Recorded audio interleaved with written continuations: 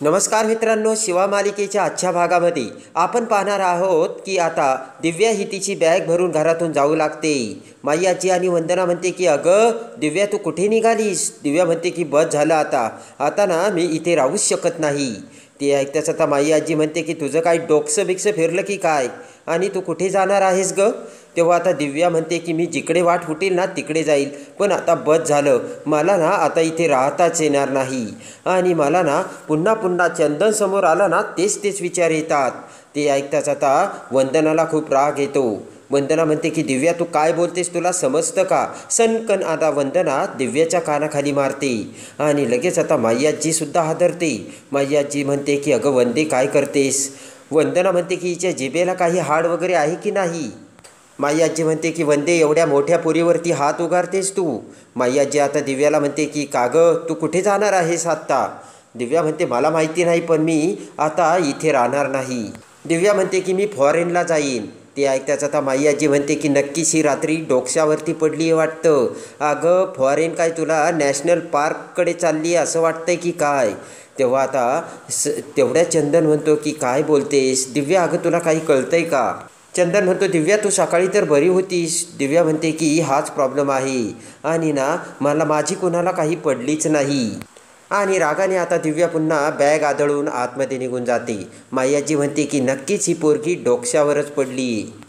इकडे आता बेडरूममध्ये शिवा झोपलेली असते आणि सकाळीच आशू आता बेडरूममध्ये फोनवरती बोलत असतो आणि आता कॅम्पेनची सुद्धा तयारी झालेली असते आणि आता आशूला ती डील मिळालेली असते, त्यामुळे आशू देखील खूप खुश असतो। आणि तेवढ्यात आता शिवा उठते। शिवा म्हणते की अरे आशू काय झालं? तर आशू म्हणतो की आज ना शिवा मी भयंकर आनंदात आहे बरं का। पुन्हा आता आशूला फोन येतो आणि आता आशू म्हणतो एक मिनटं शिवा। आशू फोन घेतो आणि म्हणतो बोल ना गा अंजली, आणि ना तुझ्यामुळे कॅम्पेनसुद्धा एकदम फर्स्ट क्लास झालं आणि ना आता PR सुद्धा तुलाच मिळणार आहे। ते ऐकताच आता अंजलीसुद्धा खुश होते। आशू फोन कट करतो। शिवा म्हणते काय झालं आहे आशू?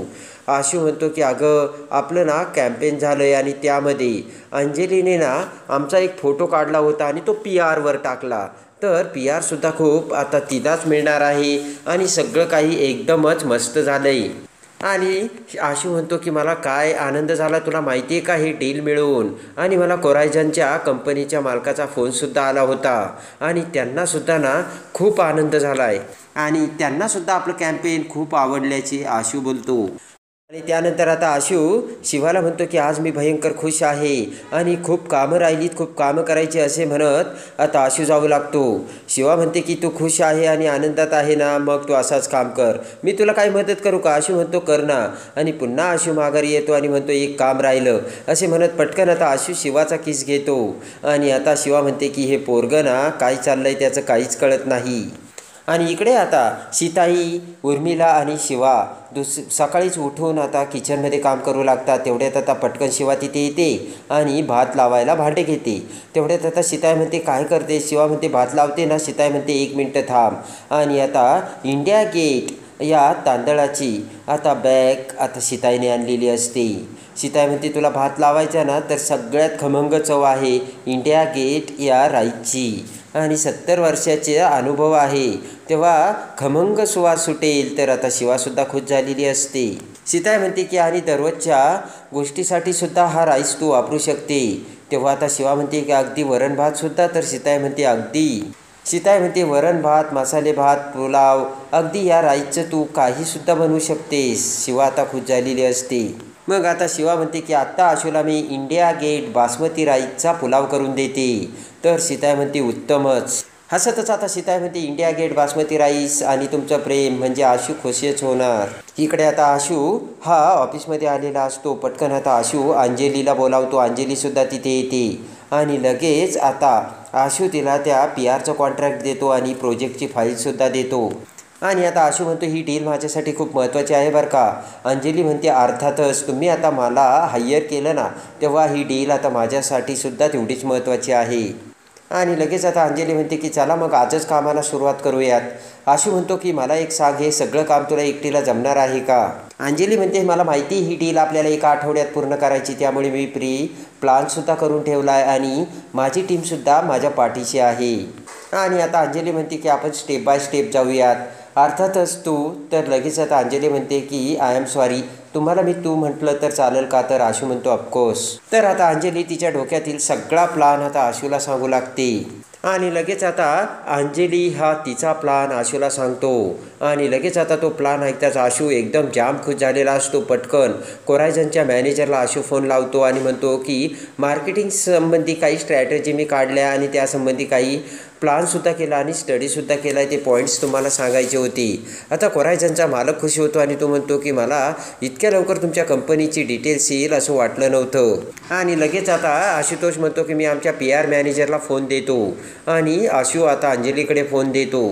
आशू आता अंजलीकडे फोन देताच आता अंजली तिचा सगळा प्रोजेक्ट वर्क आता इकडे कोरायझनच्या मालकाला सांगते. तो मालक खुश होतो आणि तो मालक म्हणतो की खरं तर आता मी आज लंडनला चाललो होतो, तर उद्याच आपण आता कॉन्फरन्स घेऊ आणि मग तुम्ही प्रोजेक्टच्या कामाला सुद्धा लागताल. तर आता आशू अंजलीला विचारतो. अंजली म्हणते की पुढच्या आठवड्यात करायचं होतं ते उद्या करूया, चालेल. आणि लगेच आशू आता त्या मालकाला वेल्डन करतो आणि आता फोन ठेवताच आता आशू जाम खुश झालेला असतो आणि हात मिळवत आता आशू अंजलीला वेल्डन करतो. अंजली म्हणते की एवढी मोठी डील आपण एकदम सहजपणे आता सक्सेसफुल करून दाखवली, तर आपण पार्टी करायलाच हवी. आशू म्हणतो की आपण कॉन्फरन्सनंतर पार्टी करूयात. अंजली म्हणते कॉन्फरन्सनंतर आपण कामाला लागणार आहोत, मग आपण आजच पार्टी करूयात.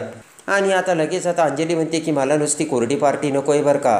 तर आशुतोष म्हणतो की ओके, तू म्हणशील त्या हॉटेलमध्ये आपण पार्टी करूयात. तर आता अंजली म्हणते की माझा ना एक क्लब हॉटेल्स ओळखीचे आहे. आशू म्हणतो ओके. आशू म्हणतो की आपण तसंच करूयात आणि मी शिवाला देखील बोलावतो. आणि त्यानंतर आता लगेच आशू म्हणतो मी माझ्या बायकोला म्हणजे शिवालासुद्धा बोलावतो. तर आता विचार करत अंजली म्हणते ठीक आहे, पण तुझी बायको जरी असली तरी मी तुला सोडणार नाही आहे. ओके, आपण संध्याकाळी भेटतो. आशू म्हणतो ठीक आहे, मलासुद्धा 2-3 मीटिंग आहेत. आणि बाय करत आशू तेथून निघून जातो. अंजली आता आशुतोषकडे बघतच राहते. इकडे आशू आता घरी आलेला असतो. बेडरूममध्ये लॅपटॉपवर काम करत असतो. तेवढ्यात आता गुपचूप शिवा दरवाजा बंद करते आणि आतमध्ये येते. शिवाला बघताच आता आशू जाम खुश होतो आणि पटकन आता काम बंद करून शिवाकडे येत आता शिवासोबत डान्स करतो आणि म्हणतो मी आज खूप खुश आहे. शिवा म्हणते झालं आहे तरी काय? तर आता आशू घडलेली सगळी हकीकत सांगतो आणि म्हणतो उद्या कॉन्फरन्स आहे आणि सगळं काही फायनल होणार आहे. शिवासुद्धा आता जाम खुश झालेली असते. आशू म्हणतो की पण 1 मिनिट, हे सगळं अंजलीमुळे झालं आहे बरं का शिवा. आशू म्हणतो की ती ना एकदम कमाल काम करते. आणि आता शिवा म्हणते तू खुश आहे ना, मग झालं. तर आता आशू म्हणतो की मला एवढं सगळं आनंद होतो, एवढं सगळं चांगलं होतं आहे. तर आता शिवा म्हणते की तुला काय झालं आहे आशू? आता शिवा म्हणते हे बघ आशू, तुला कुणी काही बोललं आहे, तुला कुणी काही खटकलं आहे का? तर आशू म्हणतो नाही. तर शिवा म्हणते झालं आहे तर मग आशू तू एवढी मेहनत केली आणि त्याचं फळ तुला मिळालं. इकडे आता शिवा म्हणते की आशू तूच खुश आहे ना? तर आता आशू म्हणतो हो. त्यानंतर आता आशू पटकन म्हणतो की चल चल आवर. तर आता शिवा म्हणते कुठे? अगं अंजलीने ना पार्टी ठेवली, हे जे कॅम्पेन वगैरे सगळं सक्सेसफुल झालं ना, तर आपण दोघांनीसुद्धा जायचं. तर शिवा म्हणते की पण तिने बोलावलं का? तर आशू म्हणतो की त्याला बोलायला कशाला पाहिजे. आणि लगेच आता शिवा म्हणते की मग मी काय करू? तर आशू म्हणतो की तू येणार नाहीस? तर शिवा म्हणते की बघ. तर आता आशू म्हणतो की ठीक आहे, मग मी हा सूट घालून जाणार बरं का. तर आता शिवासुद्धा जेलस फील होते, हे आशूला कळते. आशू शिवाला म्हणतो की जेलस फील झाली ना? तर शिवा म्हणते की बघ बरं का, जर मला सोडून गेला तर आता आशू म्हणतो की कसं? आणि आता आशू पुन्हा आता शिवाला मिठी मारतो आणि आता दोघेही एकमेकांच्या प्रेमात येतात. आणि लगेच आता शिवा म्हणते की पण आशू कपडे कोणते घालू? तर लगेच आशू म्हणतो सरप्राईज आणि कपाट उघड.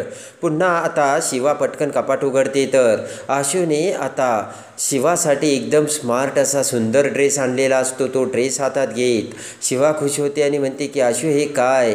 तर आता आशू म्हणतो सरप्राईज. पण शिवा म्हणते की नको नको, असा ड्रेस मी कशी घालेन? तर आता आशू म्हणतो त्यात काय झालं?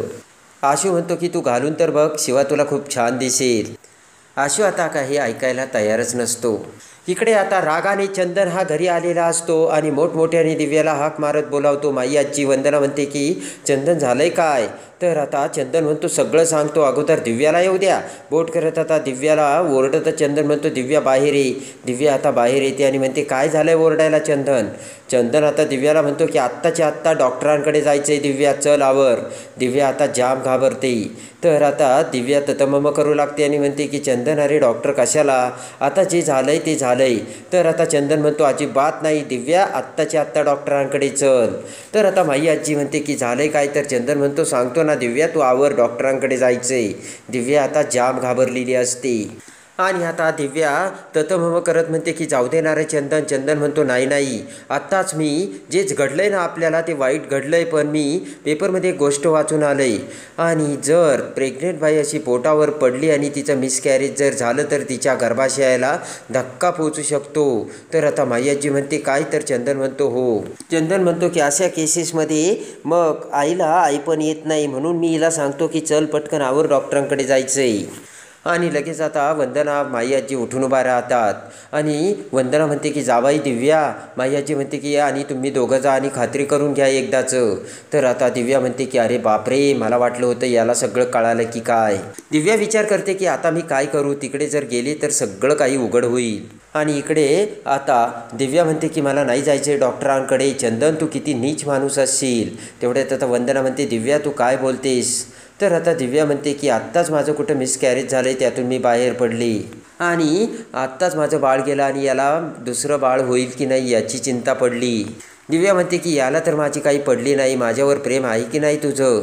चंदन म्हणतो दिव्या माझं तुझ्यावर प्रेम आहे म्हणूनच मी तुला बोलतोय. तर आता दिव्या म्हणते की काही प्रेम भीम नाही आहे माझ्यावर. दिव्या म्हणते की मलाच आता वैताग आला आणि अगोदरच माझी ही अशी अवस्था आहे. दिव्या म्हणते की मला ना आता एकटं राहू द्यात, अजिबात कोणी माझ्या मागे येऊ नका. आणि दिव्या म्हणते की हे तर रोजचं झालंय आता, आणि दिव्या आतमध्ये निघून जाते. आणि वंदना म्हणते की या पोरीचं ना मध्ये मध्ये काय सुरू असतं तेच कळत नाही. इकडे आता सुहास हा त्याच्या बेडरूममध्ये लॅपटॉपवर काम करत असतो. तेवढ्यात कीर्ती तिथे येते. तर सुहास पटकन त्याचा लॅपटॉप बंद करतो. कीर्ती म्हणते की मी आले आणि काम बंद केलं आहे, काय चाललं आहे सुहास? तेवढ्यात आता सुहास म्हणतो की तू यायला आणि लॅपटॉप बंद व्हायला एकच गाठ पडली, बाकी काही नाही आहे. तर आता कीर्ती म्हणते की आजकाल तू बराच संशयास्पद वागायला लागला आहे सुहास. आणि त्यानंतर आता सुहास म्हणतो हे बघ केटू डार्लिंग, या घरात आपल्या मनाप्रमाणे तर काही घडत नाही, त्यामुळे आपणच आपला मार्ग ठरवायला हवा ना. तर कीर्ती म्हणते खरं आहे. आणि आता सुहास म्हणतो की त्यासाठी आपणच काम करायला हवं ना. तर आता कीर्ती म्हणते की पण हे सुद्धा सोडून चालणार नाही, कारण मी ना आता त्या शिवाला सोडणारच नाही. आणि लगेच आता सुहास म्हणतो की तुला काहीच करायची गरज नाही, फक्त जे घडतंय त्याची मग तू मजा घे. आणि इकडे आता संपदाला आशू आणि शिवा बाहेर चालल्याची कळालेली असते. पटकन आता संपदा भाऊ, सीताई, लक्ष्मण, उर्मिला सगळ्यांना बोलावते आणि आशू शिवाच्या बेडरूमच्या दरवाजाच्या बाहेर सगळेजण थांबलेले असतात. आशू शिवा बाहेर येण्याची वाटच बघत असतात. आता दरवाजा उघडून आशू हा शिवाला घेऊन बाहेर येतो आणि त्या नाईटी शॉर्ट ड्रेसमध्ये आता इकडे शिवा खूपच सुंदर दिसत असते. आणि त्या मॉडर्न ड्रेसमध्ये आता शिवाला बघून भाऊ, सीताई सगळ्यांना मोठा धक्का बसलेला असतो. आणि आता संपदा पुढे येते आणि म्हणते की वहिनी तू किती सुंदर दिसतेस. आणि सगळेजण आता खुश होतात. तर आता भाऊ म्हणतात की पण असे नटून सवरून तुम्ही चालले कुठे? तर आता आशू म्हणतो की त्याचं काय आहे ना, आज आम्ही एक पार्टीसाठी चाललोय. भाऊ म्हणतात कसली? तर आता आशू म्हणतो की त्याचं काय आहे ना, आपल्याला हे डील मिळालं, त्यामुळे उद्या कॉन्फरन्स आहे आणि त्यानंतर आम्ही कामालासुद्धा लागणार आहोत, त्यासाठी आज एक छोटीशी पार्टी ठेवली. भाऊसुद्धा खुश झालेले असतात. आणि त्यानंतर आशूने शिवाचा हात आपल्या हातात घेतलेला असतो. ते बघून आता लक्ष्मण म्हणतो ऑलरेडी सेलिब्रेशन तर आत्ताच सुरू झालं आहे. आणि दोघांमध्येच का? तर आशू म्हणतो नाही नाही, बाकीचे आहेत ना अजून. ती अंजली आहे ना, तिने हा सगळा प्लॅन केला आहे आणि ती नवीन PR मॅनेजर आहे ना. आणि लगेच आता सुहास आणि कीर्ती ते सगळं बोलणं ऐकत असतात. आशू म्हणतो तिचाच प्लॅन आहे सगळा. लक्ष्मण म्हणतो की अच्छा अच्छा मग ठीक आहे आणि तू एन्जॉय कर. आणि तेवढ्यात आता सुहास म्हणतो की पण शिवा का बरं चालली? तर भाऊ सुहासकडे बघतात आणि म्हणतात काय प्रश्न आहे सुहास तुझा हा? आणि लगेच आता भाऊ म्हणतात आशूची बायको आहे शिवा, ती जाऊ शकते. कीर्ती म्हणते की भाऊ जाऊ द्या ना. कीर्ती म्हणते की कारण तो त्याच्या बायकोला कुठे नेत नाही ना म्हणून त्याने विचारलं असेल, बाकी काही नाही. आणि आता शिवाकडे बघत आता आशू म्हणतो की भाऊ काम सुरू झालंय आणि आता पुढे होणारही आहे, त्यासाठी पार्टीला चाललोय. भाऊ म्हणतात मला माहिती, काम सुरू झालं म्हणूनच तू पार्टीला चाललाय आणि जा मजेत मज्जा करा. आणि लगेच आता सगळेजण आशू आणि शिवाला बाय करतात. तर आता सुहास विचारात पडलेला असतो. आणि त्यानंतर आता आशू आणि शिवा पार्टीमध्ये येताच एक मोठा भयानक धमाका उडालेला असतो.